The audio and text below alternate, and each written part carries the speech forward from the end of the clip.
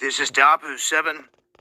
A heads up here for this unprecedented wave of brazen gasoline theft that's happening from coast to coast. It's happening in a lot of major cities and big towns, especially where they have the higher gas prices.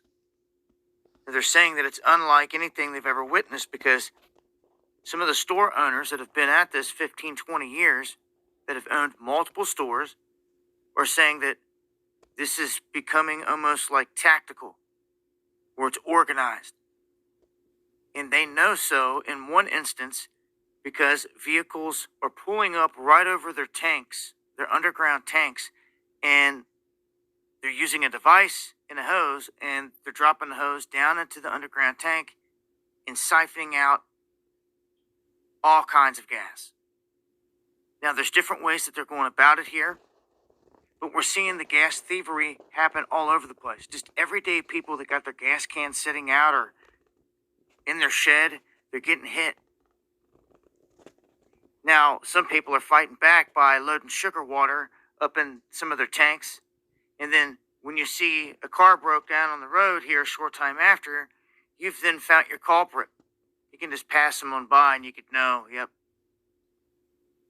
they got theirs. And that's what we have seen. I know some people that's done that, and oh well, the people shouldn't have been trying to steal the gas. Then they wouldn't have gotten sugar water in their tank, huh?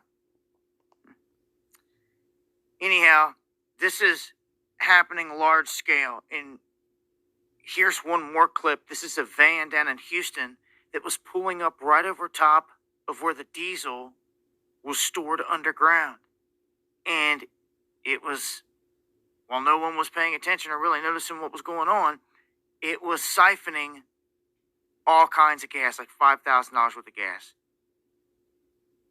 So this is major. It's big time. And the way that they're doing it, sometimes you can't even tell that it's being done in the parking lot. They're getting that slick. So just a heads up here. I'll leave links. Hit that subscribe button for more. Shalom Akim. Kahaloyim La, Yahawah Bahashem Yahawashi, Bahashem Double honors unto the apostles and the elders, the great millstone, of whom I've grown in this truth under. Shalom to the Akim out there that's pushing the truth, that's laboring in the word, and that's pushing the gospel of the great kingdom that's soon to come. Shalom to the Akwat that's listening in, that's remaining true to the faith and remaining faithful and submissive to their husbands and guiding their children.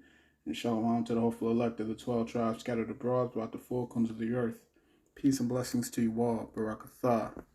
Alright, so you listened to the video from the man Dabu7, and he was reporting on the rise of crime that's going on, the theft of this gas that's taking place across the country. We're seeing this. We're seeing this happen at the pumps. You know what I'm saying? We're seeing this happening, you know, in people's homes and people's houses, right? People are breaking into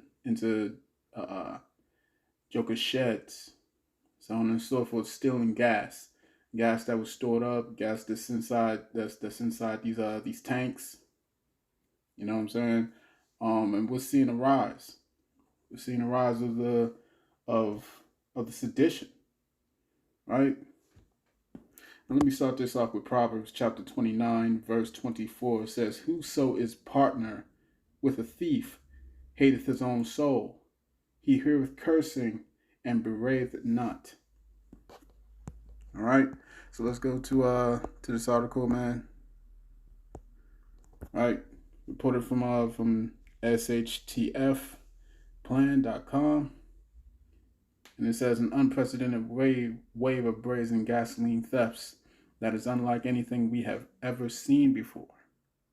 All right, and this is only the beginning. This is only the beginning. Okay, this is only the beginning. Let's go to Mark chapter 24. Right, Mark chapter 24, verse 8, it says, "All these are the beginning of sorrows," man. We're about to see things ramp up a lot more than this. A lot more than this. You know what I'm saying? All hell is not breaking loose yet. All hell has not broken loose yet. You see, people are still able to get in their cars, right? People are still able to to pull some money together for groceries, for gas, for electricity, for all these different things that people take for granted. You know, people are still able to flush their toilets. People are still able to go in their refrigerator and the fridge is still on. You see what I'm saying? Shit has not hit the fan just yet. Right? All these are the beginning of sorrows. It says, if we are seeing this much criminal activity already, what will happen when the price of gas really spirals out of control, man? Because we're seeing $6 a gallon, $6 a gallon where in I believe California, if I'm not mistaken. But we're seeing prices skyrocketing around this country, man. We got close to $5. You know, was it like $4 and $4.49 over here in Williamsport, Pennsylvania. You know what I'm saying? What happens when it doubles? What happens when it doubles? You see, that $4 turns into $8 per gallon. That $6 turns into $12. Right? All hell's gonna break loose, man. All hell's gonna break loose. Right now they're talking about raising up minimum wage, you know what I'm saying, to $15 an hour, man. That's how bad we are in these times. That's how bad we are. That's how bad things have gotten. So let's continue. It says what's going to happen when the prices of gas really spirals out of control. I've heard that gasoline theft were happening around the nation, but I had no idea how bad things really were until I started looking into it. From coast to coast, gas stations are being targeted, and this is often being done by organized groups. In other cases, criminals are going to private homes and are actually drilling directly into gas tanks in order to steal gasoline. What we are witnessing is quite frightening, and it is yet another sign of how far our society has fallen. Right? What scripture comes to your mind, man? Let's go to Jeremiah.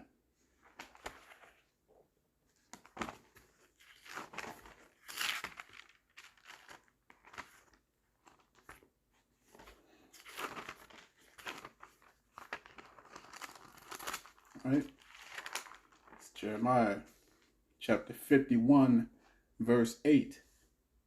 It says, Babylon is suddenly fallen. Babylon is suddenly fallen and destroyed. Howl for her. Take balm for her pain, if so she may be healed. We would have healed Babylon, but she is not healed. Forsake her and let us go every one into his own country. For her judgment reacheth unto heaven, and is lifted up even to the skies. You see what I'm saying? Babylon is falling right before our eyes, man. We're seeing this. You see, all these are the beginning of sorrows. Okay.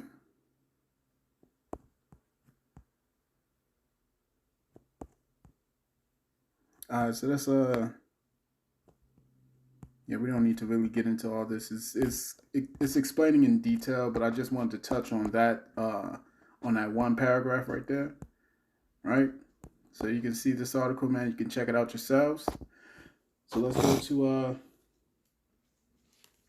let's go to Second Esdras.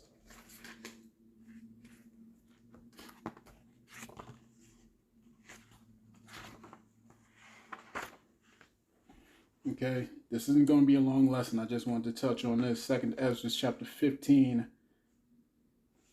Let's go to, you know what? Let's go to chapter 6. Let's start with chapter 6. Let's go to Second Esdras chapter 6. Right? Second Esdras chapter 6, verse 22. It says, And suddenly shall the sown places appear unsown. The full storehouses shall suddenly be found empty. And we're starting to see that. We're starting to see that. The store shelves are clearing out. You know what I'm saying? It's not happening as fast as when this health crisis, you know, started up, but it's starting again. It's starting up again, man. We're seeing it. You know, we're seeing there's less meat, right? Less produce.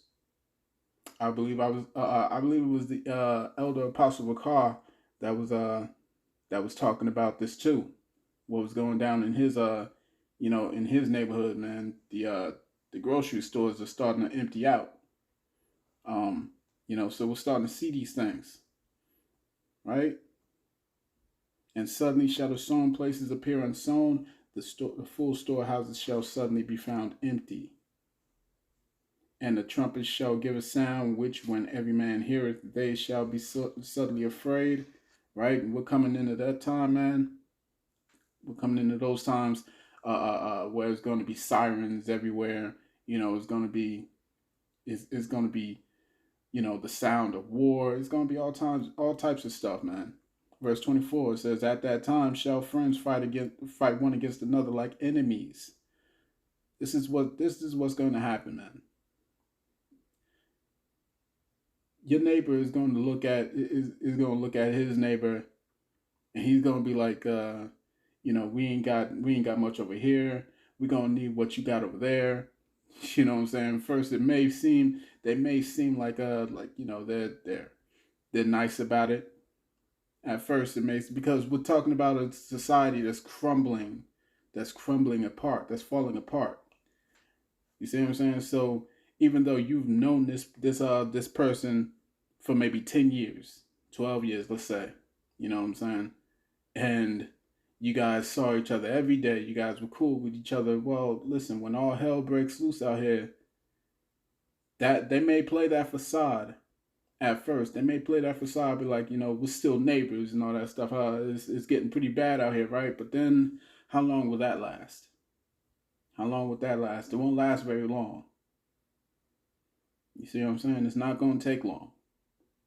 Right? And what happens when people get desperate? You see, this is how Esau is going to run this.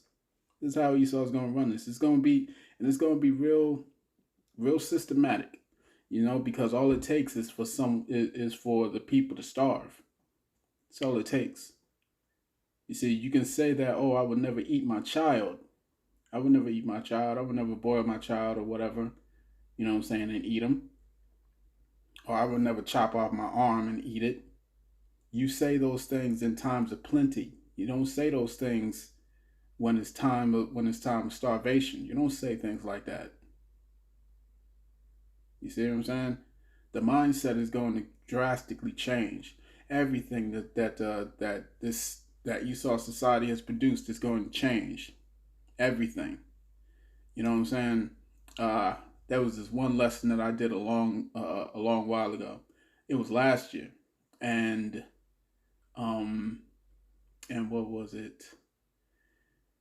It was a lesson talking about the gluttony, pretty much the gluttony of this country, right? Because I was at a restaurant and there was this humongous hamburger, and they was calling it a challenge. It's the gluttony that this place is known for. This place is known for plenty, right? This place is known for having so much in excess. But what happens when it's all gone? You see, we're just seeing the rising of gas prices. We're just seeing that, and the people are already starting to show signs of a fall in their morale. You see what I'm saying? All it takes is just for the gas to go up a couple dollars, and these people are already starting to act up, man. What happens when it's the food? When it's the food, all bets is off. All bets is off. Right? It says at that time shall friends fight one against another like enemies, and the earth shall stand in fear with those that dwell therein. The springs of the fountain shall stand still, in the 3 hours they shall not run. All right. Now let's go back to 2 Ezra chapter 15. And let's go here. 2 Ezra chapter 15, verse 15. For the sword and their destruction draweth nigh, and one people shall stand up to fight against another, and swords in their hands. Right? For there shall be sedition among men, and invading one another, and we're seeing that with these gas prices and these people starting to steal gas. They shall not regard their kings nor princes, and the course of their actions shall stand in their power. What happens when the police stations are overrun? Right? Ain't nobody for you to call on. You see? Verse 17. 2nd Ezra chapter 15, verse 17, it says, a man shall desire to go into a city and shall not be able. It's going to be full-blown martial law in this country real soon, man. For because of their pride, the city shall be troubled, and houses shall be destroyed, and men shall be afraid. A man shall have no pity upon his neighbor, but shall destroy their houses with the sword, and spoil their goods, because of the lack of bread and for great tribulation. That's what's going to happen. The people can't see this. These people can't see this, but the prophets are out here telling the truth. The prophets are out here trying to warn the sheep. You so-called Negroes, Latinos, Native Indians, we trying to tell y'all shit's about to get real, man. This is 2nd Ezra chapter 16, verse 21. Behold, victuals shall be so good cheap upon earth, that they shall think themselves to be in good case. And even then shall evils grow upon earth, sword, famine, and great confusion.